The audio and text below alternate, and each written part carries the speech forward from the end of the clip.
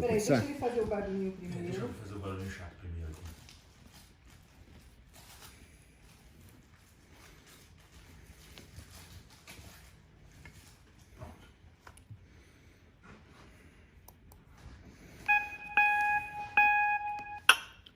Alô, pessoal.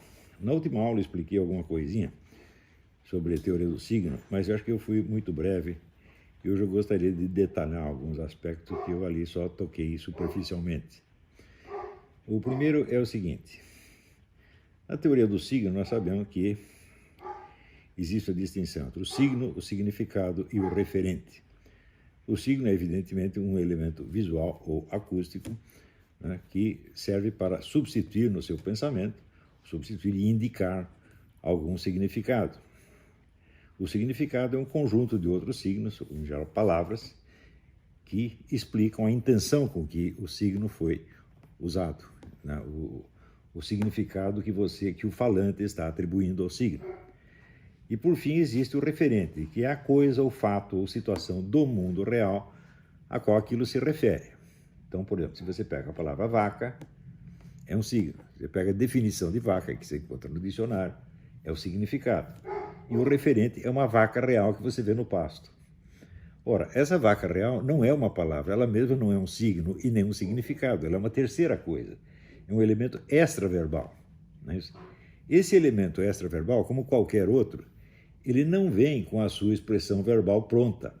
Existe sempre uma transmutação que nós temos que operar do dado dos sentidos para o mundo verbal. Esses dois mundos, eles são de natureza diferente. Quer dizer, o mundo que você vê, o mundo no qual nós vivemos é uma coisa, e o mundo do discurso é outra. O mundo do discurso é uma parte do mundo real, mas uma parte ínfima. Não é isso? Então, é evidente que sempre existe, na transmutação das experiências em palavras, em discurso, existe sempre alguma dificuldade, a possibilidade de erro é monstruosa. Isto significa o seguinte: quando você pega um discurso no qual você só conhece os signos e os significados, essas palavras evocam para você alguma reação emocional, sentimental que você tem, independentemente do referente. Quer dizer, as próprias palavras têm um peso emocional. Não é isso? Então, elas por si bastam para despertar em você uma reação, independentemente do conhecimento do referente. E isso significa, tragicamente, que em qualquer situação a mentira é mais persuasiva do que a realidade.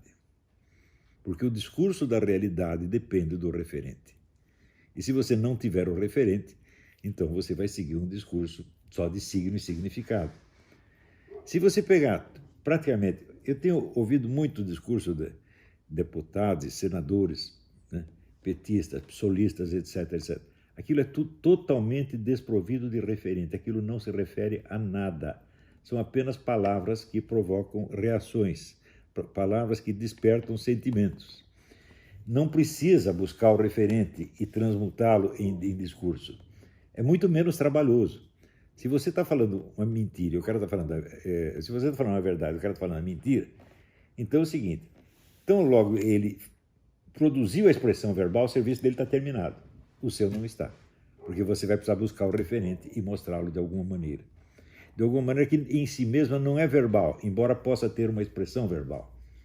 Mas, por exemplo, uma sequência de acontecimentos. Você pega o depoimento desse menino do Hans River, né? Então, o que ele estava dizendo foi, ele fez uma descrição do trabalho que ele realizou naquela firma. Ora, esse trabalho em si não é uma coisa verbal apenas, é uma série de gestos físicos que ele estava lá fazendo com as maquininhas. Então, isto não se transmuta em verbo automaticamente. Então, você precisa complementar o discurso dele com a exposição dos fatos e atos reais. E isso é sempre um problema. Por quê? Porque a transposição dos fatos e coisas para o mundo verbal nunca é perfeita. Agora, a expressão verbal, ela se fecha em si mesma, ela é perfeita. Falou, acabou de falar, está falado. Por exemplo, se você usar, o governo Bolsonaro pagou milícias. A palavra milícia, você sabe que é uma coisa feia. né? Só que aqui, fato real, isso corresponde. Não precisa corresponder. A palavra milícia já diz tudo.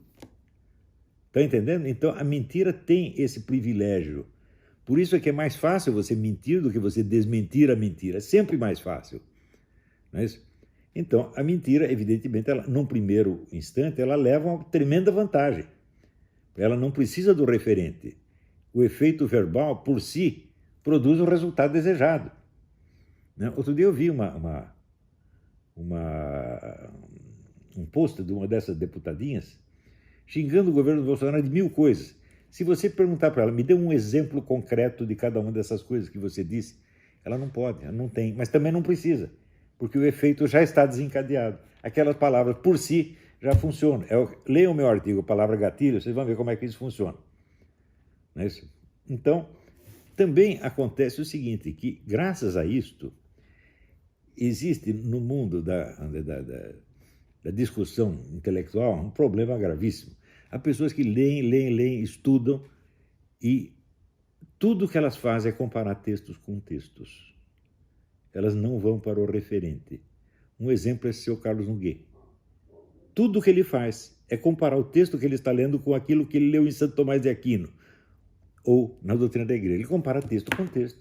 E daí conclui, isso aqui é ortodoxo ou é heterodoxo. Mas acontece o seguinte, uma coisa é ortodoxa ou heterodoxa, ela é correta ou ela é herética, não pela sua fórmula verbal, mas pela referência a algo do mundo externo. Mas acontece que na cabeça de um sujeito como Nogueira, que é puramente verbal, não há essa referência. Ele não é capaz de descrever um único fato do mundo real. Ele só se move no mundo dos textos, só se move no mundo do discurso.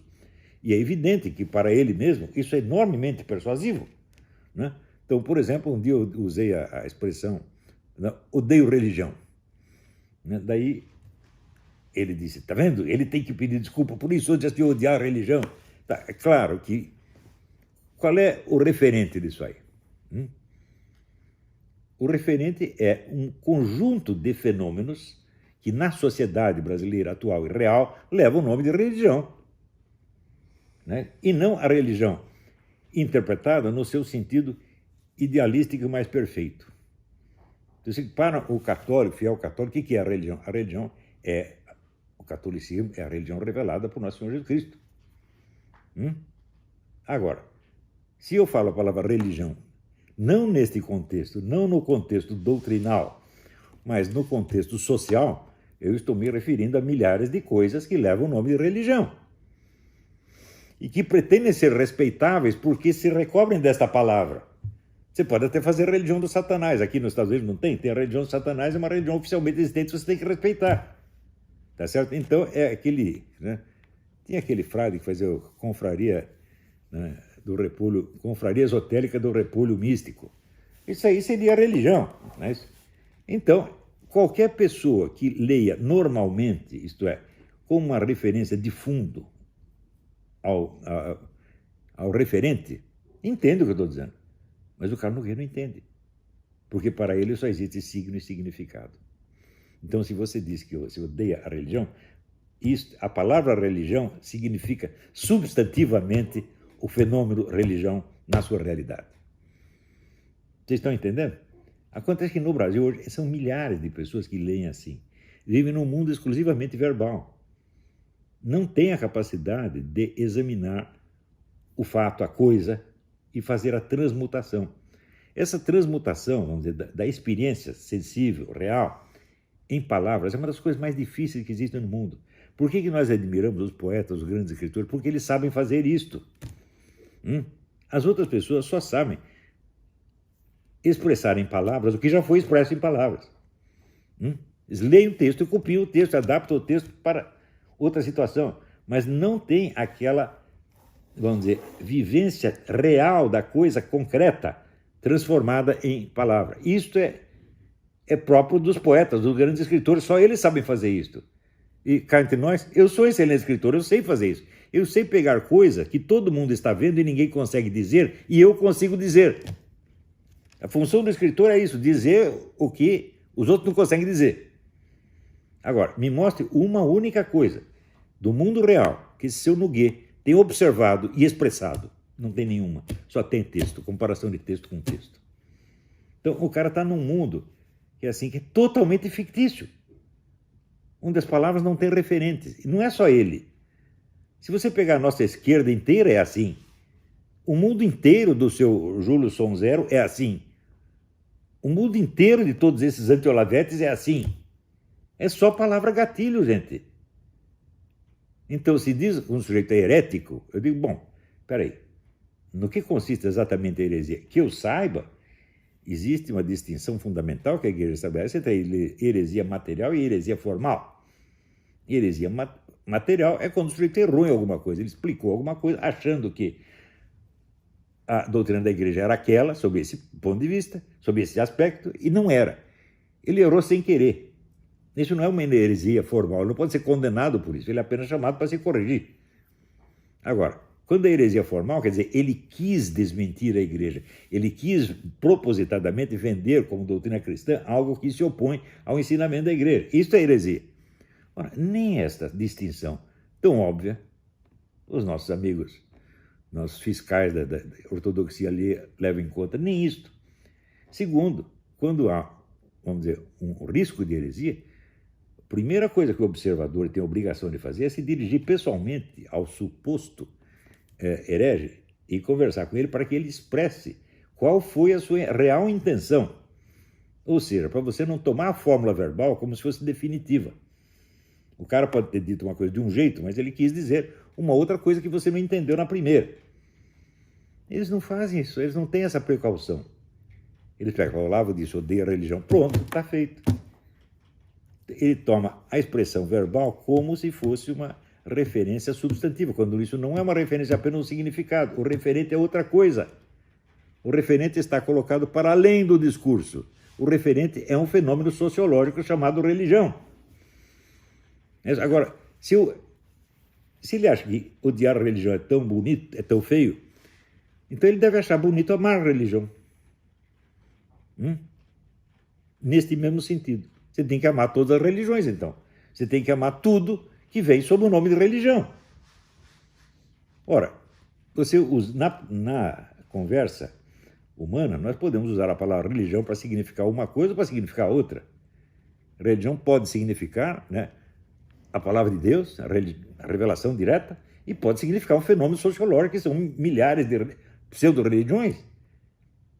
Você vê, no Brasil existe o registro de religião. Aquilo que nós, cristãos, consideramos pseudo-religião, é registrado legalmente como religião. Não há diferença verbal, não existe a categoria legal de pseudo-religião. Pseudo-religião só existe do ponto de vista da doutrina religiosa, não do ponto de vista legal, do ponto de vista sociológico. Por que eu tenho que explicar isso ao Nogueira? Porque o Nogueira é analfabeto. É simples. Todos eles são analfabetos. Eles não têm essa noção do referente. Eles vivem num mundo só de palavras. E a palavra vem acompanhada de emoção. Porque ele tem amor à doutrina sagrada. Então, tudo que parece e contra a doutrina sagrada, ele odeia.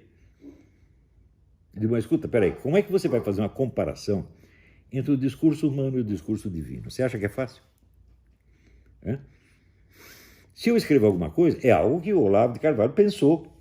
Não é isso? E talvez algo que ele percebeu, tentou descrever, etc, etc. Mas, escuta, e quando você vai ler a doutrina sagrada, qual é o referente da doutrina sagrada?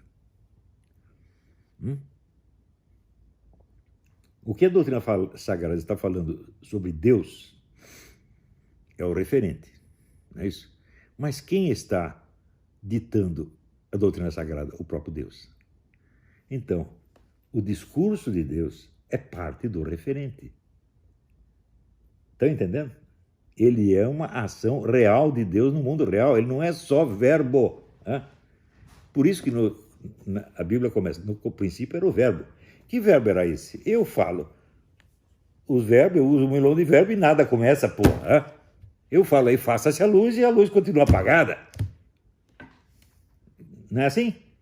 Agora, quando Deus diz faça-se a luz, ele não está apenas dizendo, ele não está falando sobre a luz. Ele está produzindo a luz naquela palavra. Então, existe uma diferença brutal, imensa, incomparável entre a doutrina sagrada e as palavras de qualquer ser humano. Portanto, elas não podem ser cotejadas assim. A doutrina sagrada diz isso, mas você diz aquilo, portanto você é um herético. Não dá para fazer isso, porra. Primeiro você precisa ver qual é o referente que está sendo mencionado ali e ter em conta a diferença do plano da situação de discurso, num caso e no outro. Estão entendendo? Agora, como é que eu vou explicar isso para um analfabeto como esse Nogueira? Um incapaz, um lesado. Hã? Pode passar a vida inteira e não vai entender isso. Por quê? É um homem que se intoxicou só de leituras e nunca na vida teve que examinar uma situação que não estivesse escrita. Ele nunca escreveu nada sobre algo que ele não tivesse lido, sobre algo que ele tivesse observado. Nunca teve que pegar uma situação da vida real e transmutar em palavra. Não, ele transforma palavra em palavra, verbo em verbo, expressão verbal em expressão verbal. E vive disto. E no Brasil isso engana as pessoas, porque aqui o verbalismo nacional é uma coisa já observada. Você vê James Bryce, que foi embaixador da Inglaterra, ele observou no livro, né, que no Brasil as palavras valiam mais do que as coisas. Toda a elite brasileira vivia só de verbalismo. Verbalismo não quer dizer falar muito, não. É o discurso sem referente, é o discurso no qual a palavra em si mesma produz a reação imediata. Não precisa buscar o referente. Buscar o referente sempre dá trabalho, meu Deus do céu. Por exemplo, se eu estou aqui, eu te digo vaca, e te dou a definição de vaca, e mesmo assim, bom, você entendeu a definição, isso quer dizer que ele sabe o que é uma vaca? Ele diz, me mostre uma vaca. Eu digo, mas não tem nenhuma vaca aqui, como é que eu vou fazer? Eu vou ter que ir lá no pasto com você e mostrar a vaca. Quer dizer, é um trabalho que vai além do verbo, além da palavra. E tudo no mundo dos estudos é assim. Tudo tem referente que tem que ser conhecido por meios que às vezes são não verbais. Na maior parte dos casos são não verbais. A experiência real, por exemplo, né, a expressão com que você vê uma coisa. Eu ouço, por exemplo, o Nogueira falando, eu sei que ele é um entojado, que ele é totalmente falso, que tudo aquilo é fictício. Mas como é que eu fiz isso? Só pela palavra dele ou porque eu vi a expressão dele? Porque eu ouvi a voz dele? E sei que a voz dele é imensamente diferente da minha, porque eu falo com vocês do mesmo jeito que eu falo na minha casa, com a minha família, com os meus netinhos. E ele não. Ele assume uma pose e tem uma voz impostada, especial, para mostrar que ele é a palavra de Deus falando, ele é a autoridade da igreja. Então, eu vejo isso, eu percebo que é uma palhaçada. E percebo que o cara faz isso porque ele é um fracassado na vida, que no fim da vida decidiu buscar alguma compensação, fingindo para um grupo de moleques ignorantes que ele é um filósofo de importância universal e tem idiota que acredita. E o que ele faz? Ele pega o texto da doutrina sagrada e compara com o texto do Olavo de Carvalho e tira a conclusão que ele quer. Não precisa passar pelo referente, ele não precisa saber do que eu estou falando. Ele só se interessa pelo que. Porque isso é todo o universo dele. Não é à toa que esse cara começou a vida escrevendo um livro de gramática. Este é o mundo dele. A linguagem, a gramática é só isso. Não vai passar disso jamais. Estão entendendo? Agora, o problema não é o Nogueira. O problema é que o nosso congresso inteiro é feito de gente assim. Não é isso? Eu posso dar, até numa das aulas, eu posso dar alguns exemplos para vocês, né, de discursos que inteirinho, totalmente desprovido de referente, não se refere a nada. Sim, tem signo e significado, e tem, portanto, o significado é uma intenção, a intenção do falante. A intenção bate no peito do ouvinte e já mexe com a emoção dele imediatamente, provoca uma reação. Isso é o reino da mentira. O reino da mentira é o significado sem referente. São coisas que não podem ser verificadas, porque o mundo da palavra, o mundo verbal, esgota a função dela. Eu ainda vou fazer mais análise de gente assim, vocês vão ver. Isto é a base da vigarice. Isso é o fundamento de praticamente toda a vigarice. Por exemplo, esse negócio desse esse oficial da PM que foi morto lá na Bahia. Ah, tá aqui, o Bolsonaro está envolvido. Qual é a prova? A prova é que o Bolsonaro condecorou o cara em 2005. Eu digo, qual é o referente? Qual é a ligação efetiva do Bolsonaro com a morte do cara? Não tem, não precisa. Porque você falou isso, a suspeita está lançada no ar. E daí vigora aquela máxima do Talleyrand. Calunia e calunia, alguma coisa sempre vai acabar grudando. Alguma coisa. Qual coisa? Qual coisa? Não interessa. Qualquer uma. Quer dizer, de 1 milhão de acusações que faz, 2 ou 3 vão pegar. E as outras? As outras passaram, o pessoal já esqueceu. Então é assim.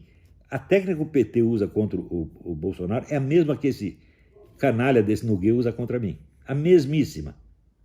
Só verborreia. É isso? Então, é isso aí, gente. Depois na aula eu explico mais.